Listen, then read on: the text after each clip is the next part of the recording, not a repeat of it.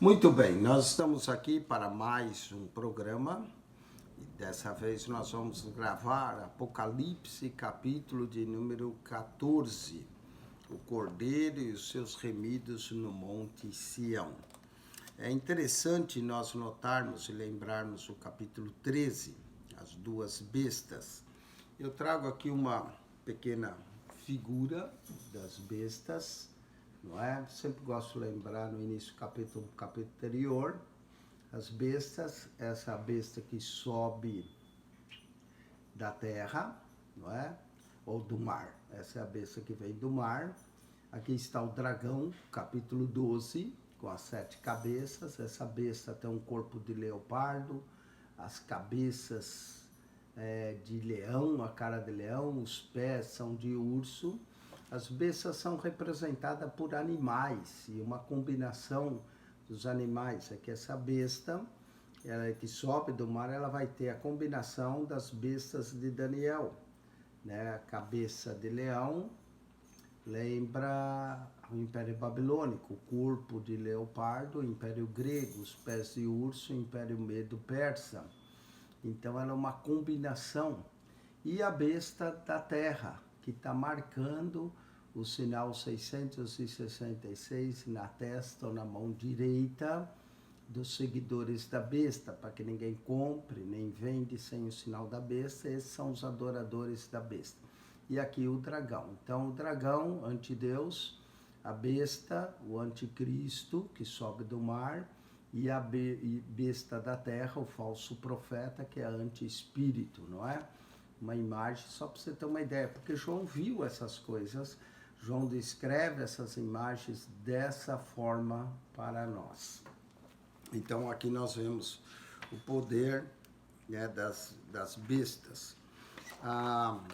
Na interpretação, lembra que o Apocalipse tem várias interpretações, na interpretação preteritista, a besta do mar foi o poder civil romano, se cumpriu durante o Império de Roma. A besta da terra, sendo que as duas bestas, uma poderia identificar Nero e a outra Domiciano. A besta da terra é o poder religioso romano, que era o sacerdócio pagão. Na interpretação simbólica, representa a besta do mar, o poder político, e a besta da terra, o poder religioso. Na interpretação histórica, representa o Império Romano, acha que é o Império Romano, a besta que sobe do mar, poder político, e a Igreja Católica Romana, o Papado, como a besta da terra, né? Que a Igreja Católica procura exercer toda a autoridade que o Império tinha. Na interpretação futurista, será no futuro o anticristo e o falso profeta.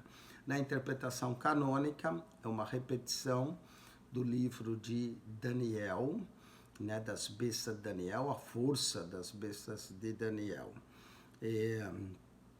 A besta que sobe do mar agitada representa a superfície não regenerada, as nações gentias. A besta do mar é tirada do livro de Daniel numa ordem inversa. A besta tem a mesma descrição do Apocalipse 12:3 do dragão, o poder do dragão.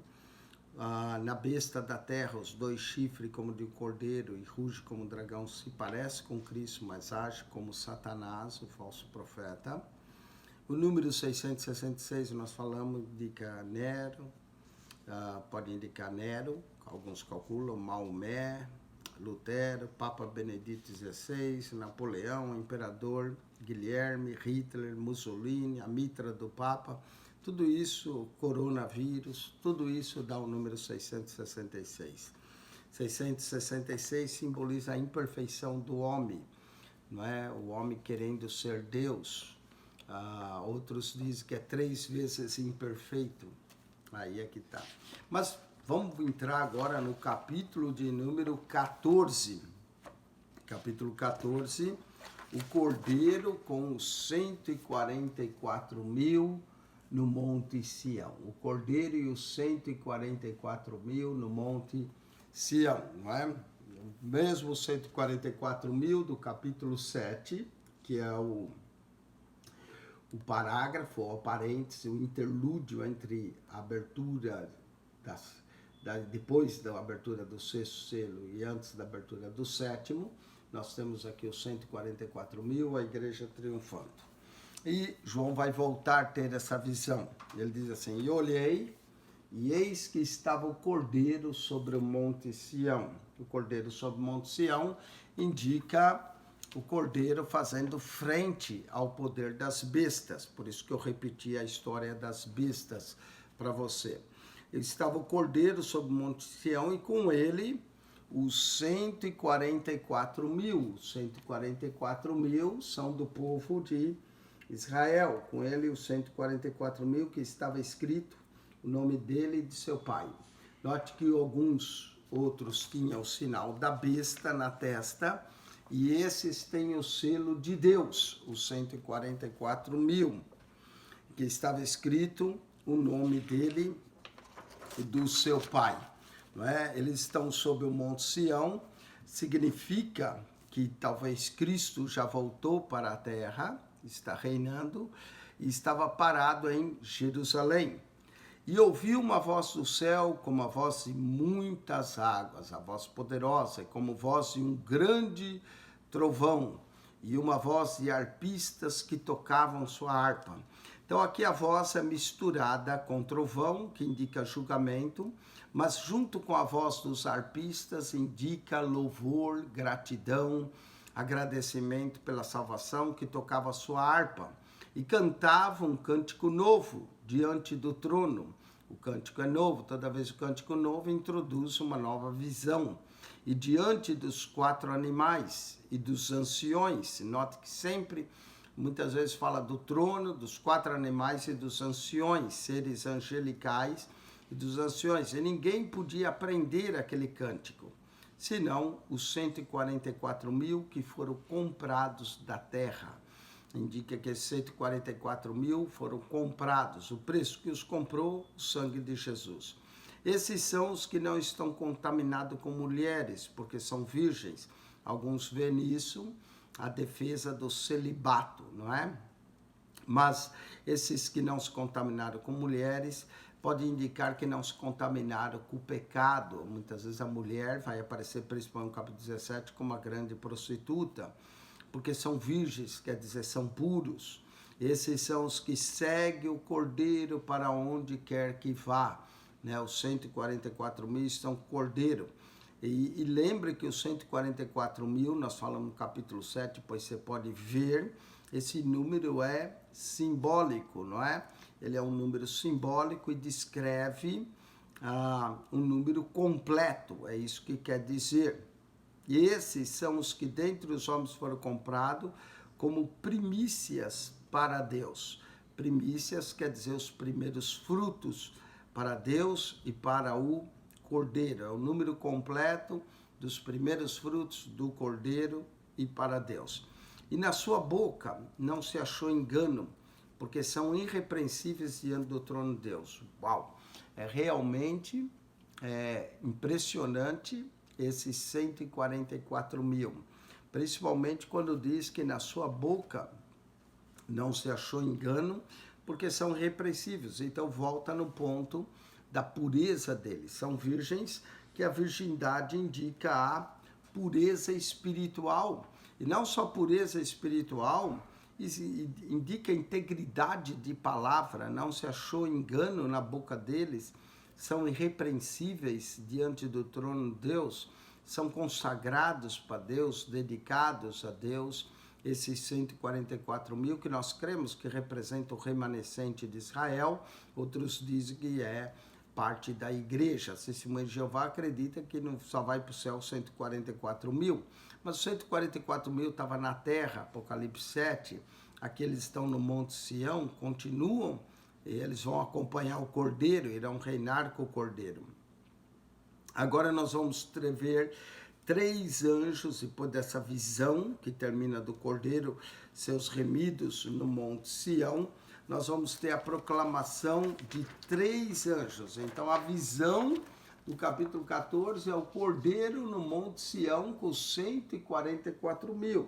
Agora vai ter outra visão não é? O capítulo 14 é seguido de algumas visões, que é a proclamação dos 3 anjos, a colheita e a vindima.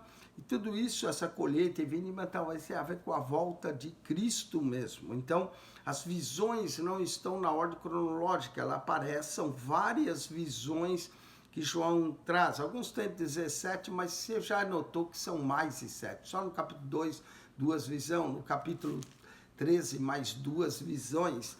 Aqui vai ter outras, mais 2, 3 visões ele vai ter aqui. Então, são muito mais do que 7 visões, não é? Que existe no Apocalipse, são diversas visões. E vi outro anjo voar pelo meio do céu. Lembra que a última vez que ele viu o anjo lá voando foi entre a 4ª e as últimas 3 trombetas. Esse anjo proclamava ai, ai, ai. Vamos ver esse outro anjo que vem voando pelo meio do céu. E ele tinha um evangelho eterno para proclamar os que habitam sobre a terra e a toda nação, tribo, língua e povo. Então, note que o evangelho eterno, muita gente diz que é o evangelho de nosso Senhor Jesus Cristo, é o evangelho eterno, porque a nova aliança é a aliança eterna, mas alguns vêem nessa proclamação do evangelho eterno, e note da universalidade sobre a terra, toda nação, tribo, língua e povo, essa proclamação desse evangelho eterno, alguns veem essa proclamação durante o milênio, porque Cristo já está reinando. Então, todos os povos, tribos, línguas e nações estão ouvindo esse evangelho. Isso durante o milênio, alguns crê. E volta com o Apocalipse, Mateus, né, o pequeno Apocalipse de Mateus, Mateus 24, 14, que diz que o evangelho do reino será pregado em todos os povos, nações, em todo o mundo. Então virá o fim. E dizendo com grande voz, olha o evangelho, temei a Deus e dai-lhe glória. Ele, além de proclamar o evangelho eterno, chama o temor a Deus, a dar glória, porque vinda é a hora do seu juízo, o juízo de Deus. E adorai aquele que fez o céu e a terra e o mar e as fontes das águas. Esse adorai ao que fez o céu, a terra, o mar e a fonte das águas. E isso vai em contraste com os adoradores da besta, que no capítulo 13 estavam adorando a besta. O anjo com o evangelho eterno significa que o evangelho é eterno, o evangelho é imutável, não é? Então nós vamos ver essa visão desse anjo. Esse é o primeiro anjo. O primeiro anjo tem o evangelho eterno. Vamos para o segundo anjo, verso 8. E outro anjo seguiu dizendo, caiu Babilônia. Babilônia vai cair no capítulo 18, mas aqui já é a pré-proclamação da queda da Babilônia, que é o império de Satanás, que é o reino de Satanás. Então já vem o juízo de Deus, não é? Então o primeiro anjo proclama o evangelho eterno, o primeiro anjo chama os homens a adorar a Deus, a dar glória a Deus, porque é vindo a hora do seu juízo. Agora vem o juízo através do segundo anjo.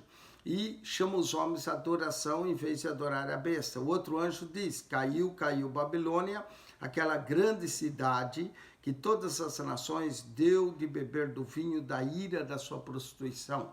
A cidade da Babilônia está prostituída, é contrária a Deus, traz nome de blasfêmias contra o Eterno. Vamos ver o terceiro anjo. E o seguiu o terceiro anjo, dizendo com grande voz, se alguém adorar a besta e a sua imagem, receber o sinal na testa ou na mão, também o tal beberá do vinho da ira de Deus. O vinho da ira de Deus vai ser derramado nas taças, não é? Então nós temos o primeiro anjo com o evangelho eterno. O segundo anjo que proclama a queda da grande Babilônia, a condenação. E o terceiro anjo que declara o sinal para aqueles que receberam o sinal da besta.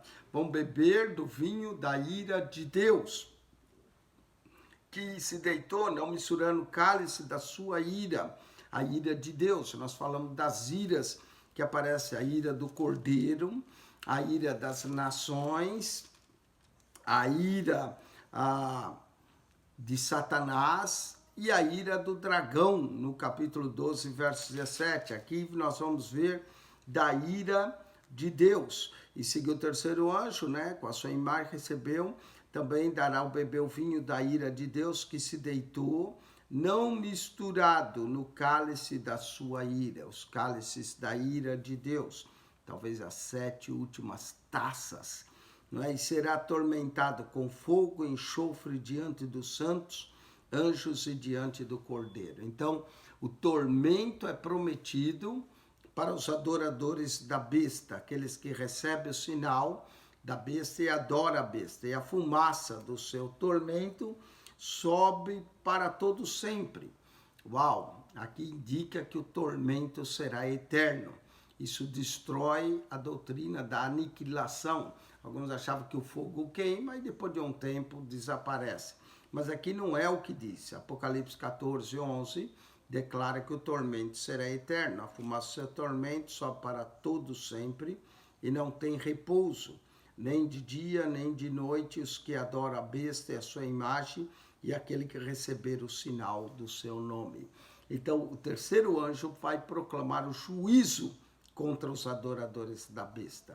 O primeiro anjo nos chama para adorar o Criador eterno, apresenta o Evangelho eterno. O segundo anjo proclama a queda da Babilônia. E o terceiro anjo proclama o juízo sobre os adoradores da besta. Novamente vai falar da paciência, já tinha dito no capítulo 13, verso 10, da paciência e fé dos santos. Capítulo 14, verso 12, aqui está a paciência dos santos. Aqui estão os que guardam os mandamentos de Deus e a fé em Jesus.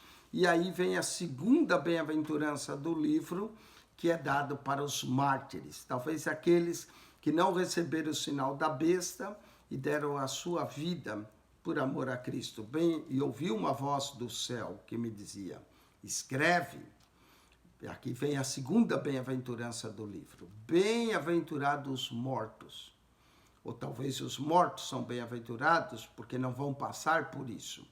Ou aqueles que morreram como mortos devido à perseguição da besta. Bem-aventurados os mortos que desde agora morrem no Senhor. Meu querido, que nós possamos morrer no Senhor. Ainda que vivemos nesse mundo e cometemos pecados, mas quando chegar a hora da morte, se você tiver o tempo do arrependimento, que você morra no Senhor. Sim, diz o Espírito, para que descanse dos seus trabalhos e as suas obras o sigam. Note que eles vão descansar do seu trabalho, mas as obras que eles plantaram, que eles fizeram, vai seguir adiante. Que nós possamos ter obras boas que vão seguir e que o nome de Deus seja glorificado através da nossa vida. Amém? Quando nós chegar o dia da nossa morte, que nós morramos no Senhor. E as obras seguem adiante. Eu espero que o dia que eu morrer, essas obras e essas gravações que eu fiz vão seguir para outras pessoas meditarem, aprenderem mais e mais das Escrituras e terem a vida eterna, porque examinar as Escrituras, porque cuidais ter nela a vida eterna. Continuando a última visão, nós temos 3 visões no Apocalipse 14, o Cordeiro e os remidos no Monte Sião, os 3 anjos que proclamam primeiro o Evangelho eterno, segundo o juízo da grande Babilônia e o terceiro o juízo sobre os adoradores da besta. Agora vem a ceifa e a vindima. A ceifa e a vindima é a separação do trigo e do joio. A separação dos que servem a Deus serão recolhidos no tabernáculo de Deus e os que não servem serão lançados no tormento. E olhei, e é outra visão, e eis uma nuvem branca, e assentado sobre a nuvem um semelhante ao filho do homem, Daniel 7,13. É a referência de Daniel, o filho do homem vindo sobre as nuvens, que tinha sobre a cabeça uma coroa de ouro, e na mão uma foice aguda, uma foice para vindimar, para ceifar. E outro anjo saiu do templo, clamando com grande voz ao que estava sentado sobre a nuvem, lança a tua foice e cega. Então o anjo diz ao filho do homem que lance a foice cega, porque é vindo a hora de cegar, porque já a seara da terra está madura, está pronta para o cordeiro. E aquele que estava sentado sobre a nuvem meteu a sua foice à terra, e a terra foi cegada. E saiu do templo que está no céu outro anjo, o qual tinha uma foice aguda, vai ajudar o Filho do Homem nessa colheita. É como Jesus disse em Mateus: quando vier o fim, enviará os seus anjos dos 4 cantos da terra para recolher os seus escolhidos. E saiu outro anjo do altar que tinha poder sobre o fogo, e clamou com grande voz ao que tinha a foice aguda, dizendo: lança a tua foice aguda e vindima os cachos da vinha da terra, a vinha do Senhor. Eu sou a videira verdadeira e meu pai é o avicultor, a vinha do Senhor, porque já as suas uvas estão maduras. Nós somos cachos na vinha do Senhor, João 15. E o anjo meteu a sua foice à terra e vindimou as vinhas da terra e lançou no grande lagar da ira de Deus. Mas note que essas vinhas aqui são as vinhas bravas, Isaías capítulo 5. E isso, a videira, a vinha, é uma representação de Israel, e parece que a vinha que é cefada aqui é a vinha das figueiras, das videiras bravas, Isaías 5, que deveria produzir uvas, mas produziu uvas bravas. É o restante de Israel que não se arrependeu. E o lagar da ira foi pisado fora da cidade, e saiu sangue do lagar da vinha, saiu vinho representante sangue, freios dos cavalos, pelo espaço de 1.600 estádios. 1.600 estádios, outro número interessante, 1.600 estádios, um estádio tem 185 metros, então 1.600 estádios multiplicando 185 por 1.600 dá aproximadamente 300 quilômetros. 300 quilômetros indica sangue, diz que é o terreno da Palestina. O terreno da Palestina, de norte a sul, tem 300 quilômetros, indicando talvez sangue. 1.600 também é uma combinação de 2 números, 40 vezes 40. 40 o número da prova, 40 vezes multiplicado o número da prova.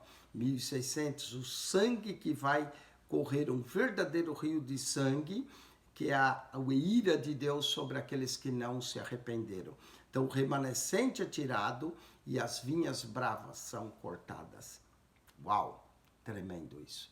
Com isso, nós terminamos o capítulo 14. Leia novamente, estude, medite nisso. O livro de Apocalipse é uma revelação profunda, tanto da graça de Deus salvadora, como da ira de Deus vingadora. Deus vos abençoe. Quem esteve convosco, pastor Eugênio Piacentini, divulgue o nosso canal, que a graça de Jesus seja com todos, o amor de Deus, nosso Pai, e a comunhão do Espírito Santo. Amém.